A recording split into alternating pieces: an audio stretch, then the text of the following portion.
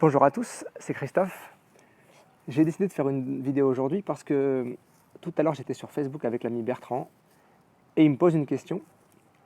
Et avant de me poser une question, il me dit, sans vouloir être indiscret, et donc quand il me dit ça, je lui dis, bah écoute, pour moi ça veut rien dire en fait, hein, sans vouloir être indiscret. Et à ça il me répond, eh ben, je te remercie de me dire ça, ça m'enlève un poids. Je me rends compte que c'est une phrase que je dis plutôt sans réfléchir en fait, de manière automatique, sans trop savoir pourquoi.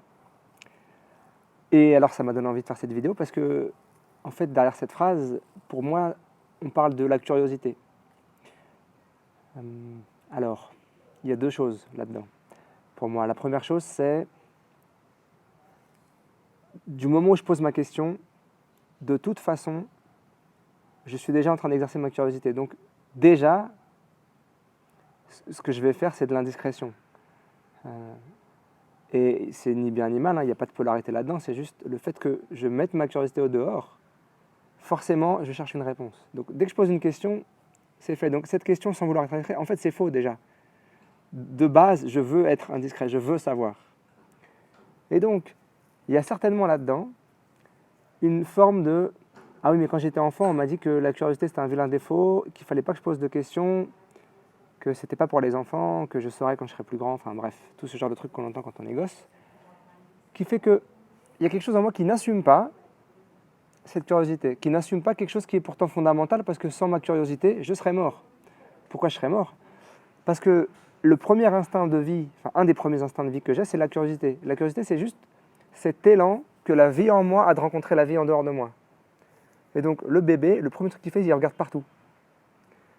Et comment le bébé, il apprend les choses, et le bébé, mais pas que le bébé, hein, l'adulte aussi, il apprend en regardant, en observant, en reproduisant. Et donc ça vient de cette curiosité. Donc la curiosité, en fait, c'est mon moteur. C'est certainement pas un vilain défaut. C'est au contraire le moteur le plus grand d'apprentissage et de croissance que j'ai. Et si quand j'étais enfant, on m'a dit « Ouh, ça, tu peux le mettre de côté s'il te plaît parce que ça gêne », alors, quand je suis adulte, si j'en ai pas fait une transformation quelconque de ça, je reste avec, quand j'ai de la curiosité, il se peut que ça gêne. Et donc, j'ose même pas poser une question parce que peut-être ça va gêner. Ce qui, pour moi, est un symptôme très très grand, une fois de plus, de notre société dans laquelle nos instincts sont pas respectés, sont pas à la place qu'ils devraient occuper. Alors il s'agit aussi d'avoir une régulation, bien entendu. C'est-à-dire qu'il ne s'agit pas d'être dans quelque chose qui écraserait l'espace personnel de chacun. Simplement, il y a une limite, et que cette limite, souvent, je remarque qu'il y a des gens qui n'osent pas prendre leur place. C'est-à-dire que quand l'ami Bertrand vient me poser sa question, il vient me poser une question. Si je ne veux pas y répondre, je ne vais pas y répondre. Si la question, je la trouve trop forte pour moi en termes d'intimité et que je ne souhaite pas lui partager cette réponse, je vais lui dire, bah écoute, la réponse elle est trop intime pour moi, donc je ne souhaite pas répondre à ta question. Mais sa question en tant que telle, elle n'est pas invasive. Sa question en tant que telle, elle n'est pas gênante.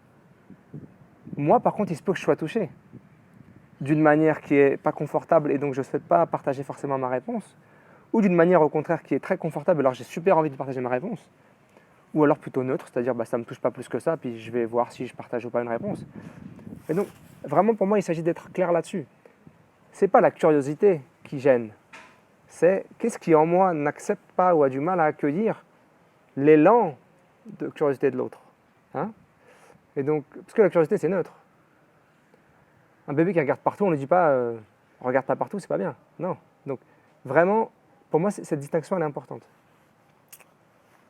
Et puis j'aime bien ce que me dit Bertrand. Après, il me dit eh ben voilà, je me rends compte que moi je le fais plutôt par défaut, et puis que certainement c'est quelque chose que je dis qui voudrait dire eh ben en fait j'aimerais être accueilli en fait. Tu vois, c'est une manière d'être peut-être mieux accueilli si je mets cette petite phrase d'introduction. Et donc là, ça m'interroge sur qu'est-ce qui fait qu'on a tellement peur de ne pas être accueilli?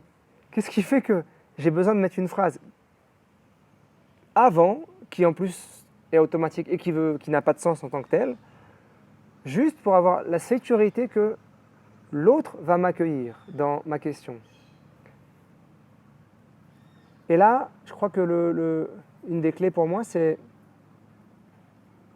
Si j'ai envie d'être accueilli par l'autre et que je ne suis pas complètement en confiance, alors peut-être que je peux lui dire ça directement. Je peux miser sur l'authenticité et lui dire voilà, bah, écoute, j'ai une question à te poser, je ne sais pas comment tu vas recevoir ma question. Voilà. J'ai envie de te dire que je ne suis pas forcément 100% à l'aise avec le fait de te la poser.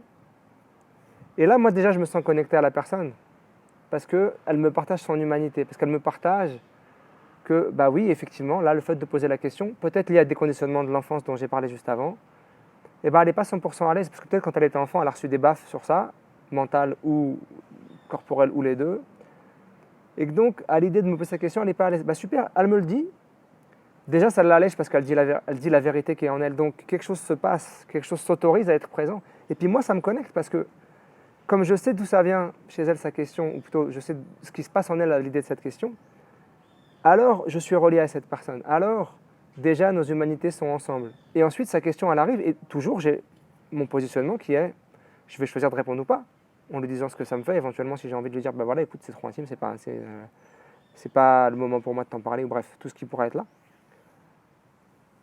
Voilà, je crois que c'est ça que je voulais vous dire aujourd'hui.